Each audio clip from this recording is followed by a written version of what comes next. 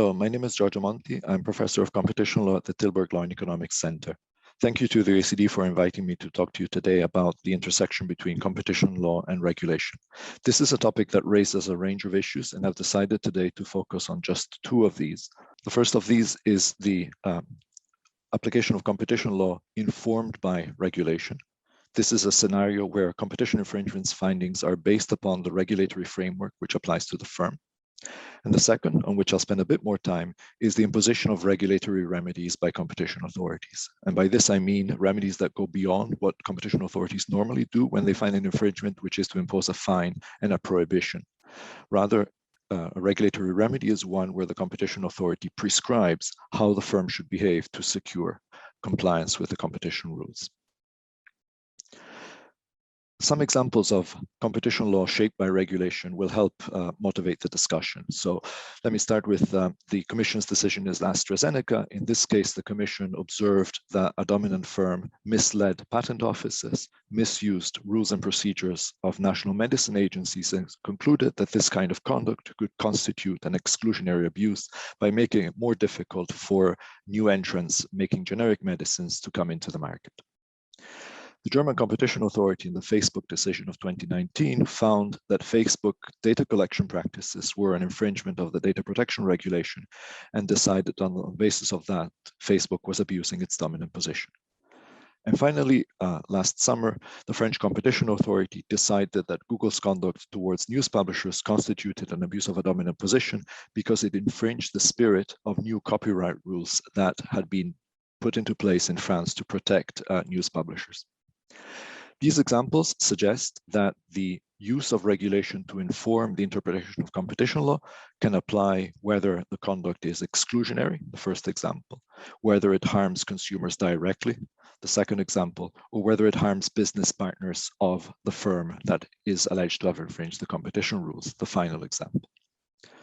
So what might motivate competition authorities to use the regulatory framework as a mechanism to identify a competition infringement?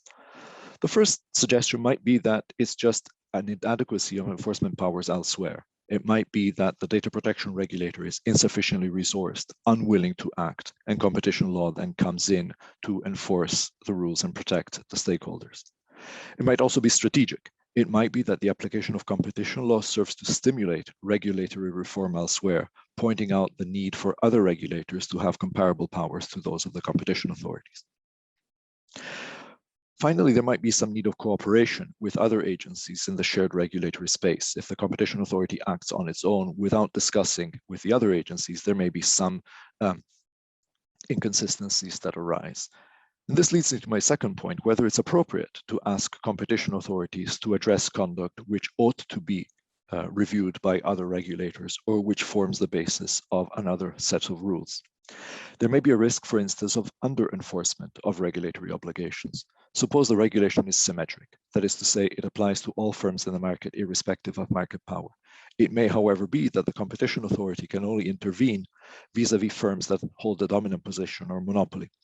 It will then mean that the breach of regulation by dominant firms is controlled, whilst breach of the same regulation by firms that do not dominate is not kept in check by competition law, and this might make the application of the regulatory framework somewhat uneven. There is also potentially a risk of over-enforcement of regulatory obligations. It might be that the regulator in charge of the rules chooses not to apply the regulatory framework for reasons of public policy.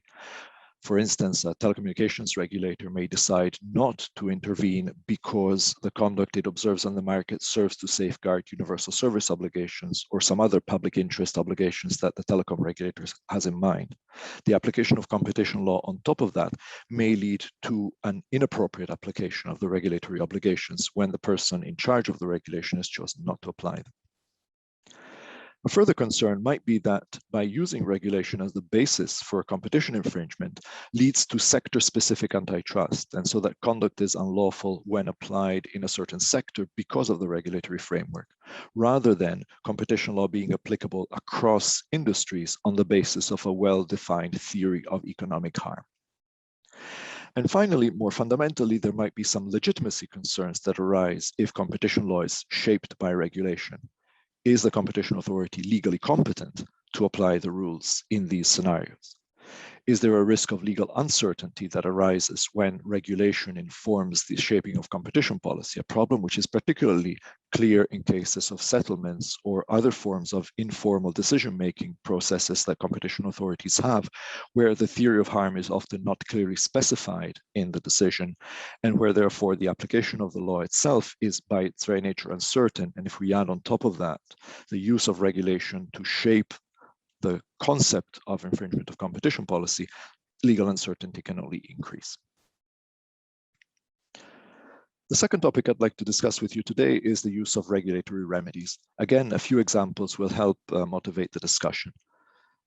In cases of excessive pricing or refusal to deal, we may find that competition authorities impose obligations on firms to negotiate a fair, non-discriminatory price or access conditions, and perhaps specify that parties must use arbitration if bilateral bargaining fails between them. So a code of conduct is created by which the firms have to deal with each other.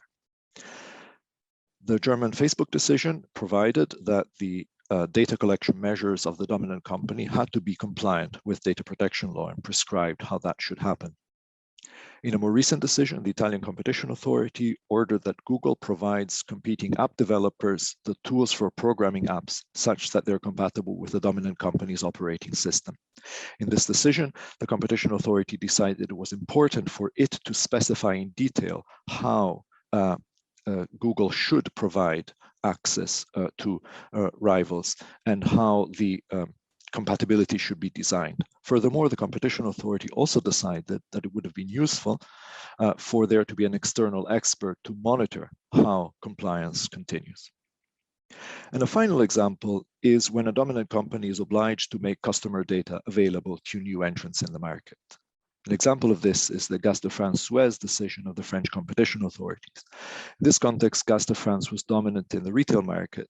One of the concerns of the competition authority was that Gaz de France had a lot of customer data that allowed it to make particularly good offers to customers because it knew what their consumption patterns were. New entrants did not have this data available and were unable to make comparably good offers. As part of the remedy package, then the dominant company was obliged to make consumer data available to new entrants who would then be placed on a level playing field with it. One of the issues that arose in this case is that for individuals, Gaz de France had to first secure consumer consent of the transfer of data. And in designing the remedy, the competition authority took advice from the data protection regulator to ensure that the remedy it imposed was consistent with the obligations that Gaz de France had to its customers under the general data protection regulation, so that the remedy as a whole was coherent both with the desire to create competition in the retail market and with the obligation on parties to comply with other rules in the regulatory sphere. In my view, regulatory remedies are a very desirable evolution of competition policy. And this is so for three reasons. The first is that for many types of conduct which are welfare ambiguous, it may not be exactly clear for parties what it is that is compliant with the rules. A decision may specify what infringes the law, but it may leave the party in the dark as to how to exactly devise its commercial conduct so that it does not infringe the competition rules. More pessimistically, we've seen a number of cases where parties may very slowly roll out compliance measures. They will pay the fine, but then take their time in devising a compliance strategy in the long term that ensures that access to rivals is provided or that consumers are sufficiently protected. And therefore, an immediate design of an effective remedy package can prevent these delaying tactics. And finally, thinking about remedies, I think, can also help sharpen a competition authority's approach to competition problems. If one starts by asking, what should the market look like? What sort of remedy would we want to impose on these firms in order to ensure that the competition problem is resolved? Then by looking at the end result that is desired, one can more easily construct a theory of harm before to decide how exactly the conduct is problematic. So by joining remedies to theories of harm, one can enhance the coherence of a competition authority's decision. But of course, regulatory remedies are not a panacea. They raise a number of concerns. I've listed a few on this slide, and I'll take you through this and also look a little bit at the sort of safeguards that we might put in place to ameliorate these concerns. The first is a problem of informational asymmetry. The authority will know less about the business than the business itself. It might therefore be that there is a risk that the remedies are under-inclusive, unsatisfactory to resolve the competition concern. A possible safeguard here would be to allow third-party observations. Third parties will be better placed than the Commission to have information as to whether a particular remedy design is likely to be successful. The second issue is that there may be more than one way to comply. And so a firm may say, you should not impose a regulatory remedy on me because it's up to me, it's my business freedom to choose how to comply with the law, having discovered that what I do is anti-competitive. But this can be mitigated, for example, by a proportionality assessment, by looking as to whether there is another less restrictive way through which the conduct may be mandated. There can be experimentations of different types of remedies, some sort of A/B testing of remedies, or there can be a co-creation of remedies by the firms. So here we observe perhaps a possibility for a culture change in competition authorities, away from a model which is based on deterrence towards a model which is based on helping the firm design a compliance pathway for the long term. An agency may have high monitoring costs as a result of this, but this monitoring cost is the same also in cases where a cease and desist order is imposed upon a firm.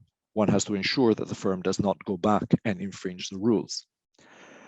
Furthermore, monitoring costs can be ameliorated by delegating to experts the monitoring of a particular commitment, or by imposing reporting obligations on firms so that the competition authority doesn't have to do the monitoring but can rely on these reports as a stimulation for intervening or not. Parties may face high compliance costs as a result of the remedies. This could be mitigated by a reduction in the level of fines. After all, it may be more important for the competition authority to secure a remedy that resolves the competition concern in the long run than to impose a fine whose deterrent effect may be doubtful. It might be rather that it's preferable to first secure compliance by the firm and then impose punitive remedies later on if the firms don't comply with the regulatory remedies that have been imposed. Remedies have also been criticized sometimes for being static because they were imposed at the time of the decision and the market conditions may change afterwards and the remedies may become either obsolete or overly aggressive. This can be mitigated by imposing a time limit on the remedies and by putting in a review clause, a sunset clause by which the remedy may be phased out if market conditions change, or a sunrise clause whereby the competition authority reserves the right to rethink the remedy if it hasn't been sufficiently robust the first time around. So remedies need not be static, it's their design that can be accommodated. Finally, the major concern with regulatory remedies is that they might stretch beyond the antitrust concerns. They might be overly aggressive.